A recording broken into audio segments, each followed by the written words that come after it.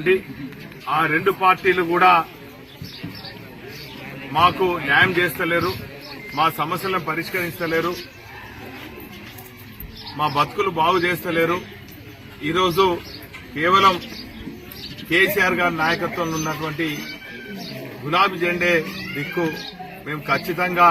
మరి పార్టీకి అండగా ఉంటామని చెప్పి గత కొన్నేళ్ల నుంచి కాంగ్రెస్ బీజేపీలో పనిచేస్తూ రాజీనామా చేసి విచ్చేసినటువంటి కంది యాదగిరి గారికి, కంది జ్యోతి గారికి, రజిత గారికి, శ్యామల గారికి,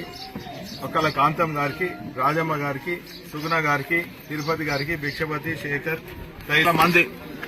కార్యకర్తలు కాంగ్రెస్ బీజేపీకి రాజీనామా చేసి ఈరోజు చేరినందుకు వారికి మనస్ఫూర్తికంగా స్వాగతం, సుస్వాగతం.